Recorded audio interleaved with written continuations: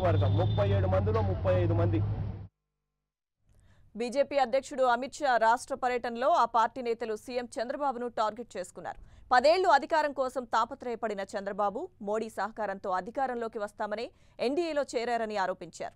ఇప్పుడు మోడీని అప్రతిష్ట పాలు చేస్తూ కాంగ్రెస్ పార్టీతో చేతులు కలిపారన్నారు. డ్వాక్రా రుణాలు మాఫీ చేస్తామన్న చంద్రబాబు అధికారంలోకి వచ్చిన తర్వాత ఆ హామీని గాలికి వదిలేశారని బీజేపీ రాష్ట్ర అధ్యక్షుడు కన్నా లక్ష్మీనారాయణ విమర్శించారు.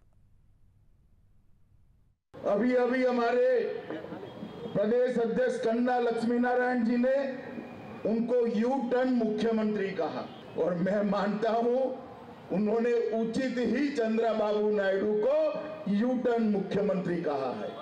उसके बाद में महान एनटीआर के साथ जुड़े और उनकी पार्टी टीडीपी में शामिल हुए और सत्ता का सुख भोगा और जब मौका मिला उनको आगे बढ़ाने वाले एनटीआर को धोखा देकर उनकी पूरी पार्टी को हड़प करने का काम यही चंद्रबाबू नायडू ने किया।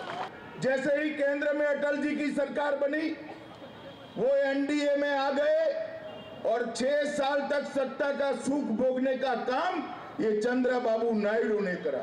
दर दर भटकने के बाद 10 साल दर दर भटकने के बाद उनको लगा कि सत्ता पर मोदी जी के सहारे के बगैर नहीं आ सकते, फिर से एनडीए का दामन थामकर श्री नरेंद्र मोदी का विरोध करने वाले चंद्रबाबू मोदी जी की शरण में चले गए।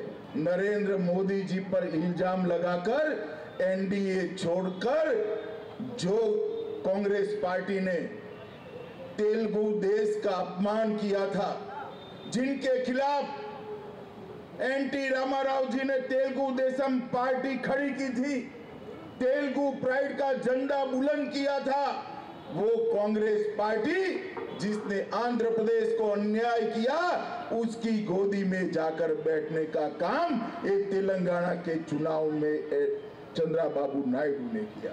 ఏదైతే ఈ రాష్ట్ర ముఖ్యమంత్రి చేసేటువంటి కపట నాటకాలు, అబద్ధాలు, మోసాలు, అవినీతి వీటన్నిటిని కూడా మనం ప్రజల్లోకి తీసుకొని వెళ్తా ఉన్నాం. కాకపోతే ఇవాళ చూస్తూ ఉన్నాం 5 సంవత్సరాలు మేలకుండా ఊరుకొని ఈ రాష్ట్రాన్ని అప్పుల ఊబిలో కూర్చేసి మన తలలు ఆస్తులు తాకట్టు పెట్టి వేల కోట్ల రూపాయలు తీసుకొని వచ్చి ఈ రోజున ప్రజల సొమ్ముతో ఓట్లు కొనేటువంటి కార్యక్రమాన్ని మనం చూస్తూ ఉన్నాం. ఏదైతే 2014లో డోక్రా మహిళల రుణాలు రద్దు చేస్తామని చెప్పి అధికారంలోకి వచ్చి 5 సంవత్సరాలు మెదలకుండా ఊరుకొని ఈ రోజున పసుపు కుంకుమ పేరుతో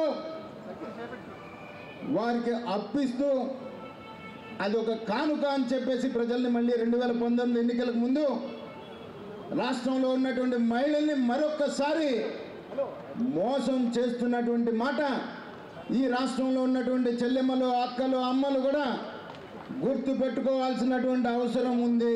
ఇందాక అన్నట్లుగా కార్యకర్తలు కనుక నడుం బిగించినట్లయితే, కార్యకర్తలు కనుక సంకల్పించినట్లయితే ఎవరూ కూడా రాబోయేటువంటి కాలంలో భారతీయ జనతా పార్టీని ఒక బలీయమైనటువంటి శక్తిగా ఎదగకుండా నివారించలేరు అని చెప్పి మేమందరం కూడా విశ్వసిస్తున్నాం.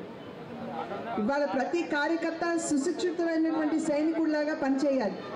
ఎందుకంటే